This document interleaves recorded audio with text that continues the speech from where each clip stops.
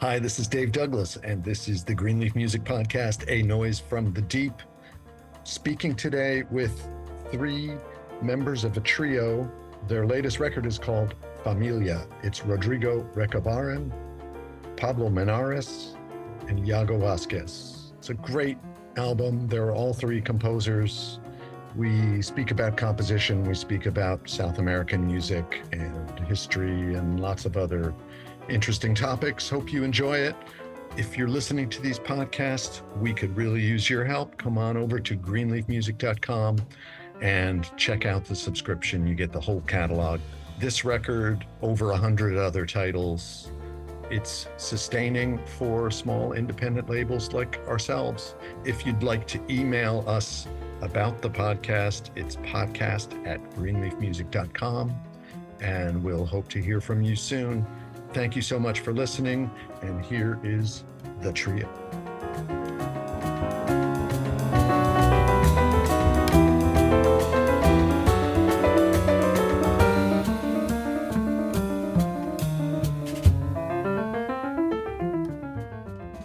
Okay, we're going, and miraculously, I have Yago Vasquez, Pablo Menares, and Rodrigo Recabarren all on the call here. They're all in Brooklyn, where they live, and I'm in an undisclosed location. It's the end of the year, and we're celebrating all this music, not only that Greenleaf's made, but that each of these incredible musicians have made on their own time, and they've been touring as a trio, as a lot of you know. The record is called Familia, and we started with composition of Yago Vasquez called Ani Novo. And I was just thinking, first things first, Yago, I would just ask you, can you tell me, what does the name mean? I think I know what it means. I think it's obvious. But also, there's clearly a connection to the folkloric music. Right. The title is New Year in Galician. I'm from Galicia in Spain. Which is the northwest. Right. That's right. Right north of Portugal. Oviedo. Vigo. I'm from Vigo. Oh, I love Vigo. Yeah. They have a great festival. And right. And the reason why I called it that is because my grandfather passed, I think 7 years ago. And it's amazing, the coincidence that he was born and died both in New Year. So he died on his birthday in New Year, January 1st. So wow. So that's why I called it Ani Novo. Yeah. Was your grandfather a musician? No. I don't have any, nobody in my family is a musician that I know. It's funny, isn't it? Right. Yeah. My father was an amateur musician also, and I'm always like, I don't know how this happened. It's a big mistake. Right. So, and is there a connection to Galician folk traditions, like in the rhythms of the song?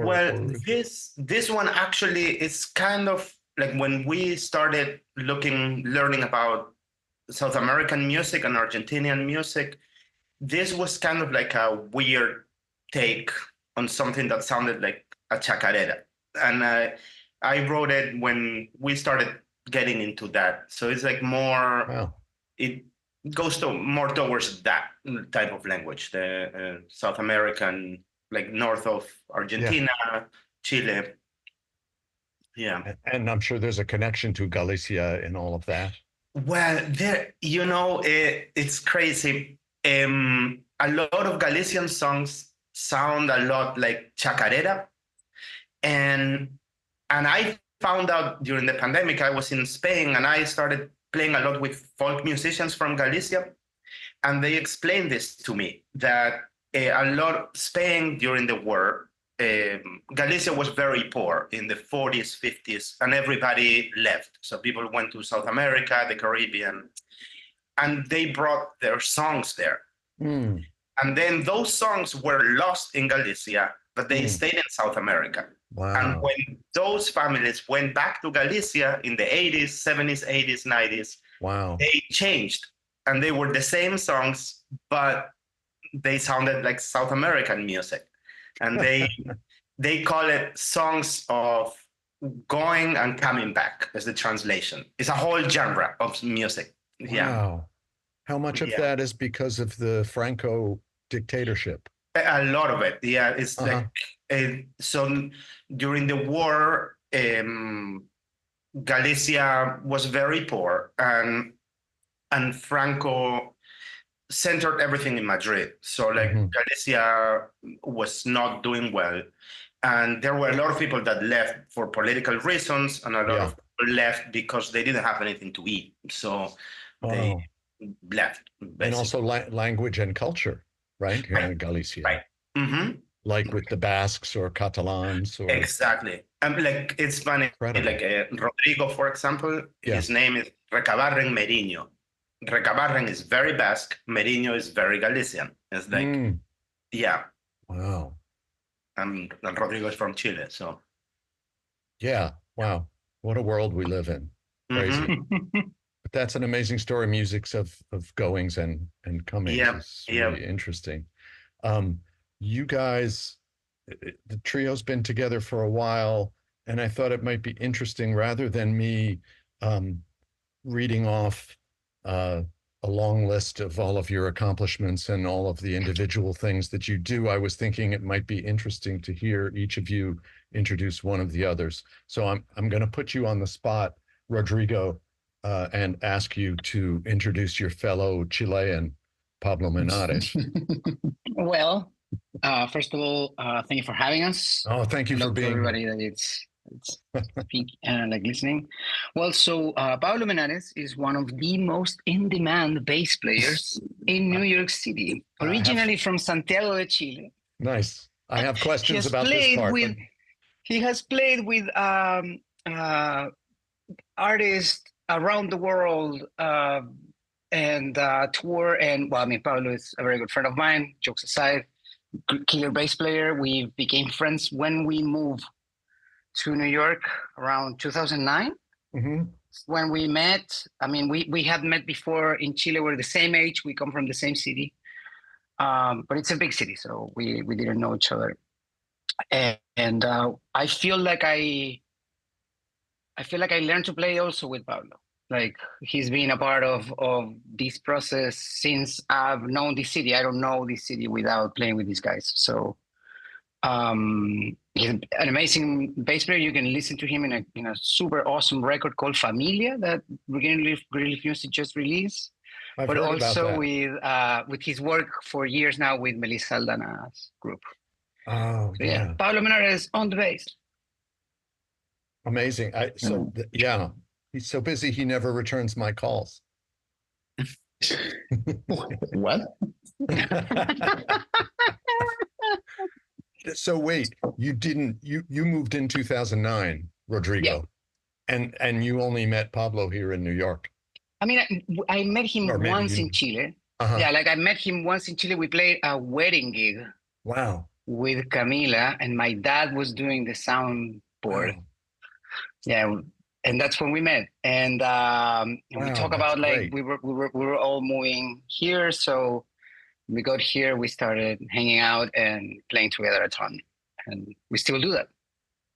That's great. That is so great. You know, Camila is going to be touring with my trio in. Yes, she mentioned it. It's in the January, summer, right? Early February. So now I can have her do some wedding songs. Now that I know. Yeah. This was back in the day. This was when was this game? Like 2009 probably, or 8. Yeah. Before long time ago. Yeah. Before New York. So I'm sure. Pablo, did you come the same year then, or were you here earlier? No, the same year. Yeah, I remember Rodrigo moved in January 2009. Wow. And I moved in September, the same year. Can I ask, like, was there a specific school in Chile that you both sort of emerged from, or somebody teaching the music, or was there a community? I think we have there's a small community. There's a great musicians, and we didn't go to the same school. Rodrigo went to the conservatory to study classical percussion, Mm. where my brother was studying too. They Yeah, I moved was over there. I was classmate with Cristobal. With my brother, yeah. And I went for a little bit to a music academy, which I didn't finish because it was just like no degree or anything. But there were like really good musicians, and the teachers that were there were really good. And Wow. one of the teachers is, I remember Rodrigo was taking lessons with colleague of mine, a drummer. Yeah, with Andy. With Andy Baez, which is an amazing drummer. And like, I also like grew up in Santiago. I played with him for years, for many, many, many years. Do you remember when I was a roadie for that band? You've told me about that, but I don't remember that. I did. I went with Andy, and I was his like, I mean, I was just carrying his drums. I stayed for the gig. It was in Bellavista with Camila's quintet. Oh wow! Yeah, and that was a friend. Yeah. That was a friend that was like always. He would like come since the 90s. He would come like every year, almost every year to New York. So and like he brought like albums and like he would like talk about the New York scene. This is before everyone knew what was happening everywhere in the world. You know, Right. you can like see the streamings of all the clubs, but like at that time, no, he was like introducing us to like musicians that weren't like really super famous in the world, but like he was like super aware of like how the New York scene worked. That's great. So we learned together, and like there are like many older cats that we both, Rodrigo and I, play with before moving to New York. Nice. That's great. So that's the voice of, I always say Menares because I speak a little bit of Portuguese, but I know it's Menares. So that's the voice of Pablo Menares. And Pablo, can you introduce Yago? Okay, yes. Yago is from Vigo, Galicia, which he already said. Mm-hmm. He grew up there, surrounded by bagpipes and drug dealers. Wow. Okay, so this is the part that we can edit. This is the part that we edit. No, you can't edit that. That's too good of a detail. Okay, It sounds like Scotland. No, I'm gonna make. Yago's gonna get in trouble, not me. Oh. No, Yago doesn't. My family is gonna Your get in family is trouble. gonna be like, what? Yeah, your We're family, making right? things, but not drug dealers. Exactly. No, I was talking more about Galicia. Although that can be even worse. Like I'm making it. Yeah, you're worse. making. Okay. Good thing that we're gonna go play in the summer. They're gonna be very happy with this. Great. Okay. So yeah, so he grew up there. He also moved to the States around the same time that we moved here, and he went to the new school. He studied at the new school. Oh wow! Where we met, because at that time, at the same time, Camila was studying at the new school. Claro. So that's how we met. And actually, the first time we played, Yago and I, was in one of Camila's gigs.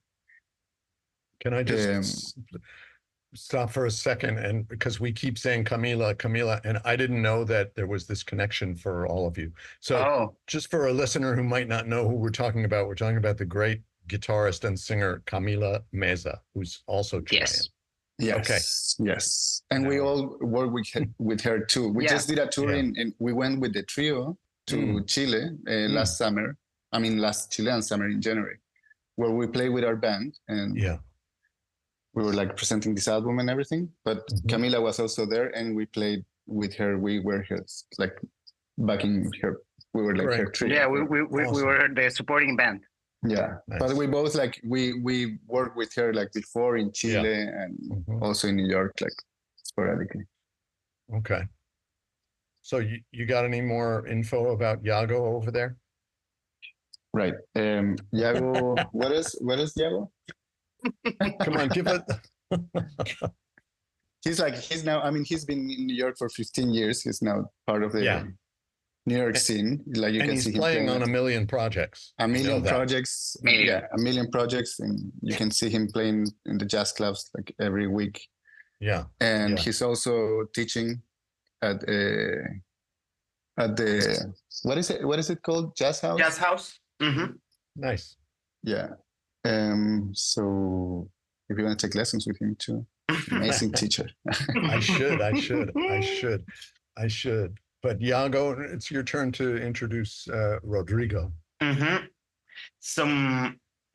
I think it's cool. Like we all, the way we met, it was again through Camila, and we had a couple gigs together. Pablo was the bass player, and this drummer that Pablo was talking about, Andy, he was visiting New York, and he was the drummer for those two gigs. And he was staying with me. He was staying at my place. And Rodrigo came to one of the gigs, or both maybe. But I remember after one of the gigs we played, and we had a whole hang, and everybody was Chilean there, and that's Except how you. we met. And this is probably 2009, I guess. Wow, that's great. Yeah. So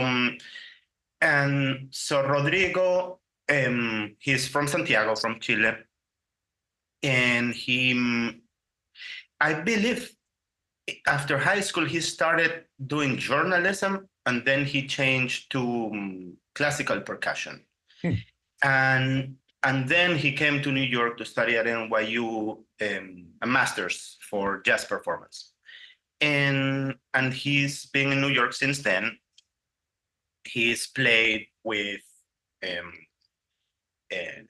Claudia Cunha, Guillermo Klein, a bunch of incredible artists in New York.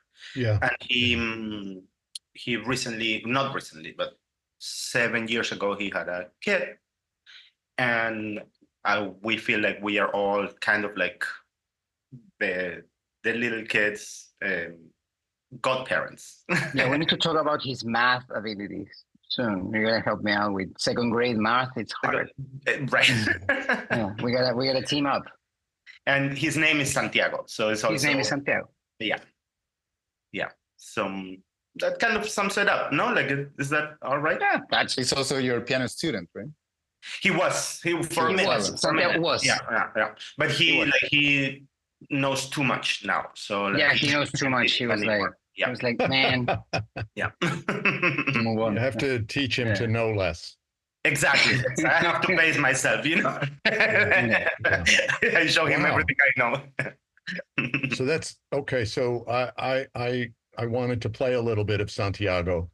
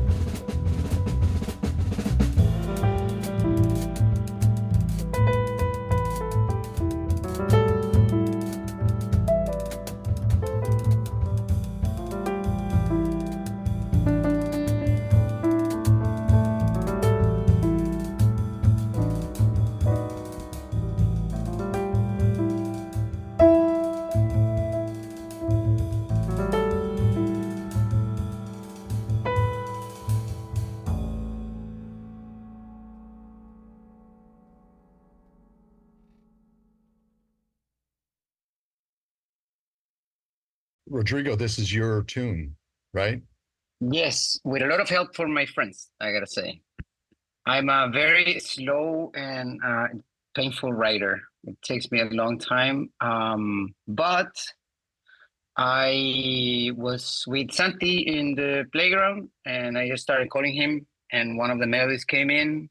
So I just recorded it on my phone.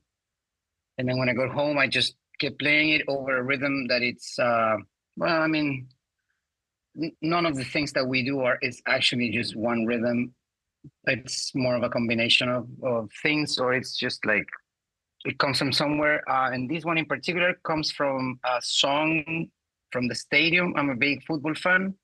Wow. Football like soccer, like what they say in Yeah. No, the United States. Yeah. And I used to go to the football field every time.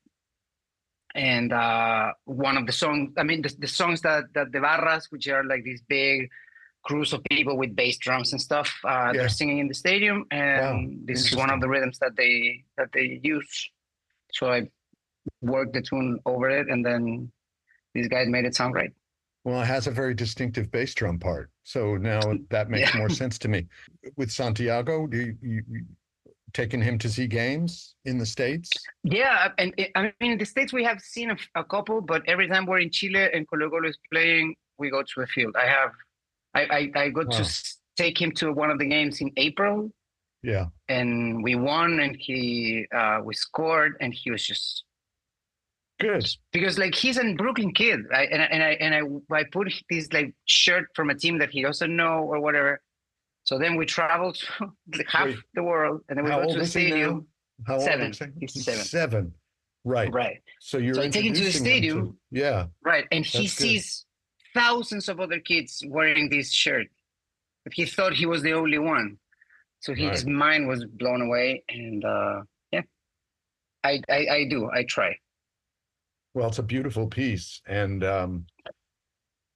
I remember hearing you guys play it live some months ago when this album was first coming out, and thinking about that, both the freshness of the trio. Like there's a feeling the music is really living, like you're all listening intensely to each other. And so there's little minute changes of time feel, of harmonic inflection, of articulation, of dynamics, of funny unisons between the left hand of the piano and the bass that can rush ahead and go behind, and it feels like a conversation that you all are having, then that gives to the listener like this feeling of freshness, like, wow, this is just unfolding in real time. And it's sort of that it's so tight and so loose at the same time. It's a kind of a magic trick. And so it made me feel like asking, and this, your tune, Santiago, brings up a lot of these issues that I love the title of the album being Familia, because it feels like all of you committing to being in this trio and making it as great as it is this sense, you're all obviously busy in your own right, playing with a lot of different people, and you all have a lot of different gigs available, and yet this trio seems like a really crucial central part for everybody's work. So I guess the question, maybe there's no question, but I think my question is for all of you who are so busy. I'm always admiring a lot when groups choose to commit and stick together and keep making the thing better over long periods of time. And so I guess my question is that, like Pablo, is that a conscious thing for you in being with the trio? Yes, definitely. I mean, we, like, to be honest, like we getting together and spending time together was like something that was already happening. At some point we said like, hey, why don't we play music together? Like we're like hanging out together and we can play trio, we have a trio here. Yeah. So, and then like we started getting like each of us like in different ways, we started getting deep into Latin American music. That's something that I do all the time, and I've been doing for years, which is like super. It's like at home playing guitar, transcribing, like mainly guitar for me. Like the guitar kind of like brought me to go deeper into those things. And at the same time, I mean, Rodrigo has like a really big. He's always been researching and like really deeply on those things, like getting the instruments and like every kind of rhythm in South America, like going deep into that, like from the percussion standpoint. And Yago also started like transcribing like the piano in these like folk musicians, like specifically this Argentinian composer, the Cuchi Leguizamón, which is like amazing composer. And like when he plays his stuff on the piano, it's incredible. So he went like to the roots of it too, you know? And so when we like started doing this trio, we had something in common, like something very beautiful in common that we like, you know? And so each of us are doing like research because we love the music, not because we have to. And then like in this trio, we get to kind of like have our own language, that we have developed like through getting together like every week and like playing and transcribing things, the three of us, and playing it, like imitating like the folk musicians, the recordings that we have, which is not necessarily what we play on the stage or what we write and we put in the albums. Like that's not our goal, but like we have a language in common, and that we have developed through that, to rehearsing and like to transcribing some things that we might not be playing, but some of the magic that you mentioned before occurs to me, that we have a lot of things that we play together, but are not like right there in front of you when we play the music. Interesting. It's a language that we have, and we're also like not super conscious about it. We know it happens, but it's the same way that you when you go play with a jazz musician and you don't know them, and then you play something and you have like an instant connection of like, okay, I know what you're talking about, and the music flows and it's super easy, and you trust the other person because you know they're coming from the same, like we know what we're talking about. We have that kind of like in between us, and we have we love to do it too, because like we like what we do. Yes, we do. At least I do. Yeah. So it's very conscious and it's very enjoyable. What kind of things would you guys be transcribing and playing? I'm just curious. Any specifics? Yago, you we something for a while, like I would say probably the most that we've done was transcribing songs that Mercedes Sosa sings. Nice. Like it's probably the center of it. Now, a lot of the songs that she sings are written by Cuchi Leguizamón, which is this piano player that Pablo was talking about that I was transcribing. And we would play some of those songs too. And a lot of times, like recently, we did a gig playing for a singer in Washington at the Blues Alley. And it was like it was the Chilean week at the Blues Alley. And we learned a bunch of Chilean music together. So we would actually get together in the rehearsal and transcribe it together. Nice.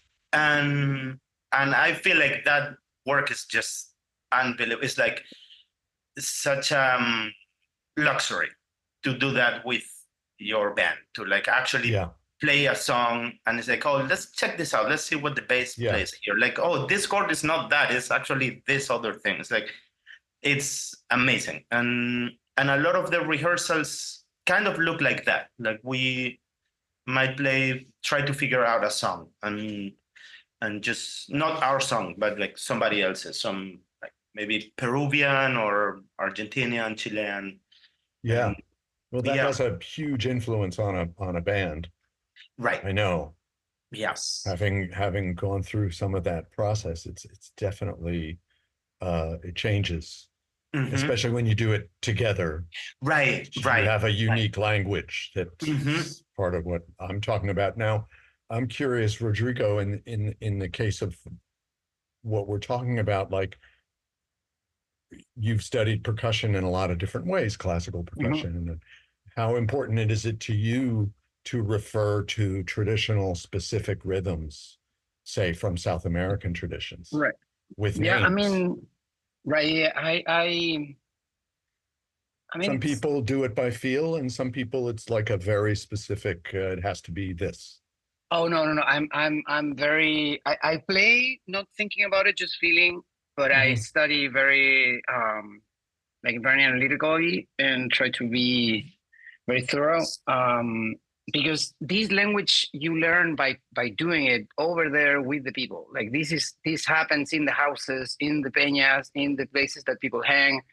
So I feel like since I can have those, like going as deep as I can in terms of like, I mean, like just transcribing it as close as I can, writing it or by memory. It's my only way to get there. And what started happening is that I came to the States to learn how to play jazz, not cueca or chacarera or samba, but I am from where cueca and chacarera and sambas are. And I grew up listening to that. My dad played that. Like my family is very musical, and that's what I grew up playing, cumbia, and listening cumbias and salsas and cueca and songs, just like Latin American songs, Latin American troubadours like Mercedes Sosa or Silvio Rodriguez, Violeta Parra, Victor Jara, are artists that mark who I am, regardless of where I live or what experience I'm looking for. So it ended up being like I started feeling homesick. Every time I started feeling homesick, I don't know, listen to a tune by Victor and like try to get it on the guitar or try to get it on the bombo or try to like figure it out. So it came from just wanting to feel home, wanting to feel like I'm at home. And in particular, when going through the study, it's super deep. It just is. There's just tons of rhythms, and they change by the city, man. Yeah. Sometimes, like in one city, they will play like I don't know the huayno, and they will play like in a triplet feel. But then in the other town, they will play like more straight, and they will fight each other. They will be like, no, these cats, they don't have it. Like they don't know how this is done. This is done this way. And the other guys will say the same. So I try to be organized. But then when we play, I hear like, I don't know, like Pablo or Yago will play something. And since this is the main project where I can, go deep in it and be free with this language, I just follow with whatever comes in mind or just whatever comes out. And then we work from that. Yeah. But it's mainly we're lucky that you came to the States to learn jazz and you ended up bringing all these other rhythms that you're all presenting in the States, and it's wonderful. And I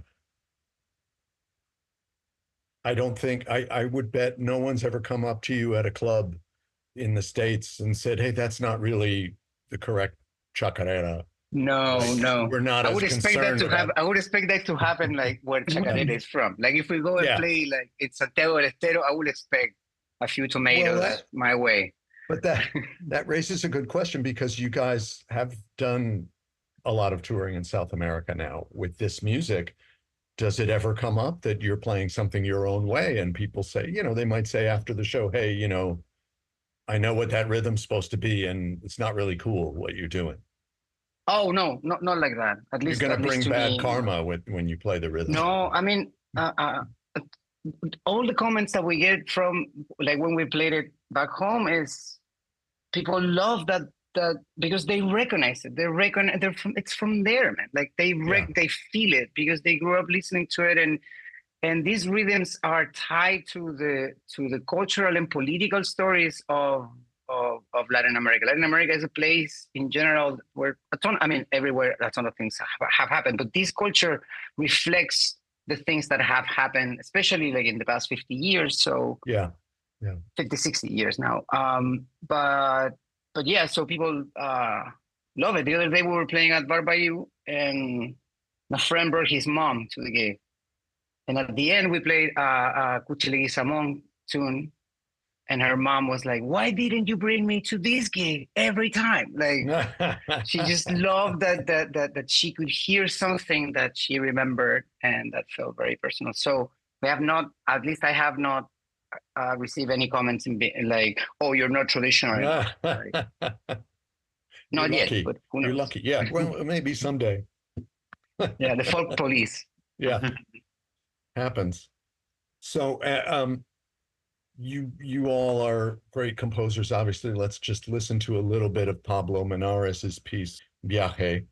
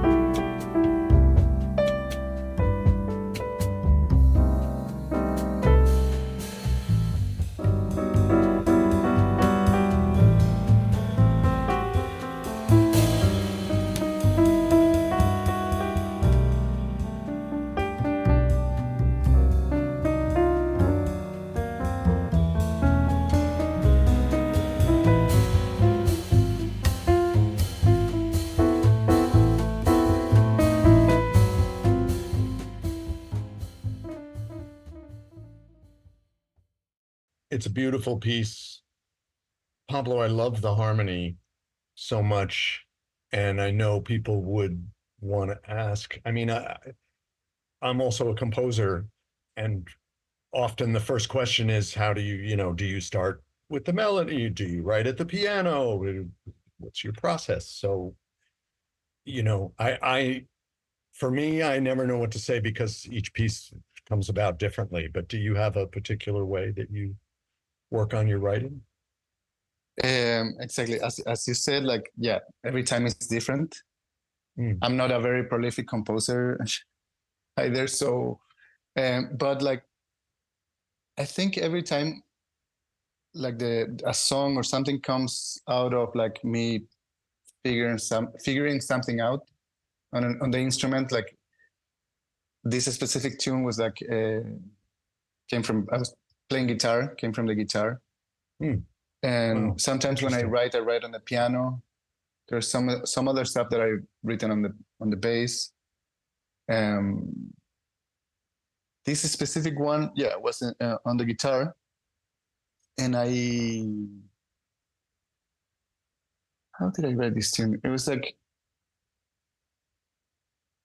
the melody is very simple, and I always had this this. So in this song is inspired by a rhythm, which is a rhythm that is originally from the Altiplano, the Andean region in Bolivia. But it's also like, this name is a dance, a Bolivian dance called caporales, but which is influenced by many of the Andean rhythms that are sung and danced in Peru, Bolivia, and the north of Chile. And it has like a very flow rhythm that is like underneath the thing. So it's like, that was like I was listening to this thing the whole time, and I was like, kind of like singing a melody over it. And Wow. it's not, I mean, when you listen to the song, this song is nothing like a caporal. Like caporal is like a very festive rhythm. Like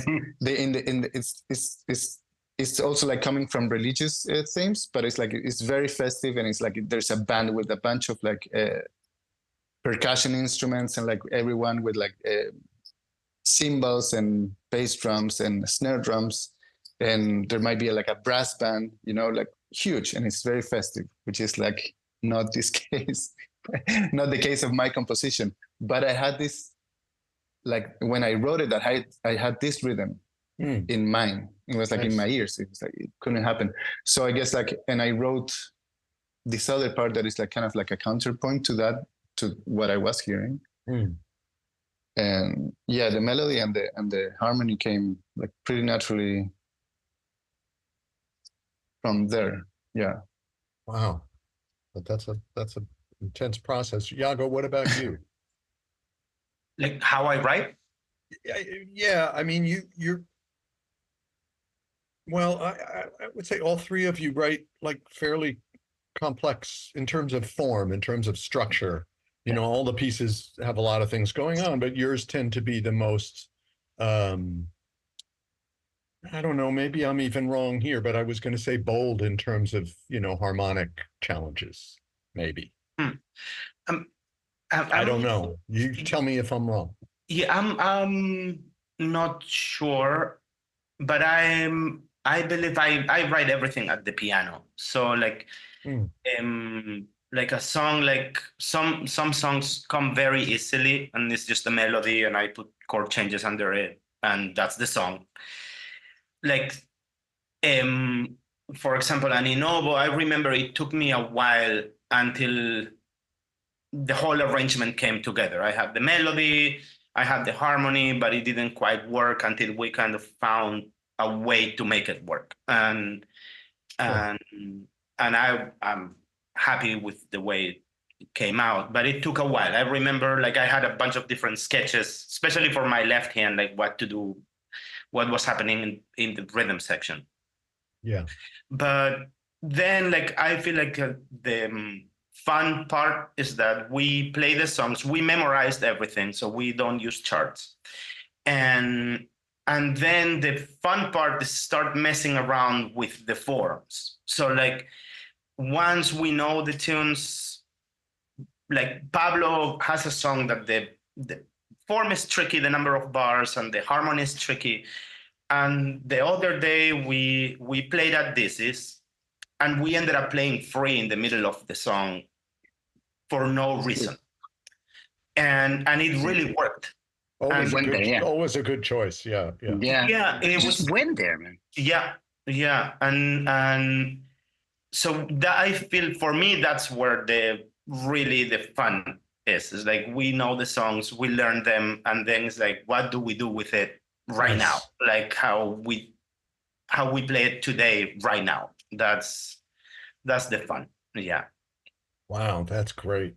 Yeah, and that's what I experienced when I heard you all. When I heard the trio, I felt like it seemed I didn't even think about that you weren't playing from charts, because it just felt so I didn't even occur to me, because it felt so natural. It just seemed like, yeah, this is music that they all know really well, and we have the feeling almost like anything could happen, and we're hearing a particular development of this music tonight right here in the room. I hope that audiences can appreciate what they're getting when they hear that, because it's not every gig, and like every band, I'm sure there's some nights when you all feel like, okay, we're working a little harder tonight to make this, you know, and then now you have enough experience as a trio where you have the confidence that it's gonna pay off, like one way or another. We have a lot of confidence in each other. Like we have a very deep trust on each other. Like sometimes myself just start doing some stuff, whatever feels. And you mean like bad stuff, like Yeah, bad causing or just trouble. weird stuff. Just something weird, and we just own it. It's like Mhm. it's not my weird thing. It's our weird thing. We just go for it. Sometimes it works. Sometimes it doesn't. But it's good to be able to, try stuff. We are. Yeah. I feel that we take risks, and as long as we're doing that, everything is fine. Absolutely. Absolutely. So you've been touring a lot since this record's come out. I know there's more coming up. What's next? What do we look forward to? Where are you guys going to be? Yeah, we're playing at Mesro on January the 8th. So Okay, so that's if you're listening to this podcast after January 8th, then you just missed the trio playing at Mesro. Sorry. but there's a streaming thing. So you can Okay. Oh, all right. Great. yeah, and we're working on the rest of the dates. We're planning on doing something big in the summer in Europe. Great. And some other stuff in the West Coast that we have some leads to start getting that down. But the idea is to keep playing this record throughout this year. And I don't know if I'm overstating, guys, but the idea is for the second half of the year, start bringing some new stuff and just trying, as the process go. We look forward to it. So it's a great band, and to just hear the three of you keeping it together with all the other things going on, especially in the world these days, the level of commitment to have this trio, it's really important. So thank you for that. I'm super proud that Greenleaf Music has been able to work with you all on the release. It's a great record. If people haven't heard it, it's worth checking out. And thank you so much for speaking with me, and Happy New Year. Dave. So great. Happy. Yeah, 2025. Happy New Year. Yeah, 25. Oh yeah. Oh wow. Yeah. Take a deep breath. Yeah, it's gonna be something. It's gonna be something. Yeah. Thanks to you, Dave. Too. It's really a pleasure and a privilege and an honor to work with you. And thanks for having us on your podcast too. And it's really for us, we're so happy to be on Greenleaf. Great pleasure. I learned a lot. I'm going to go out with one of your pieces, Pablo, Después de Todo. And like I said, all the compositions, all the playing, it's really wonderful. So thank you all so much. Thank you so much, David. And hope to speak to you again soon. Safe travels. Definitely. Yeah. Happy holidays. Thank you. Happy holidays. Take care. This has been a Greenleaf Music podcast, A Noise from the Deep. Come on over and subscribe, greenleafmusic.com, and thanks for listening.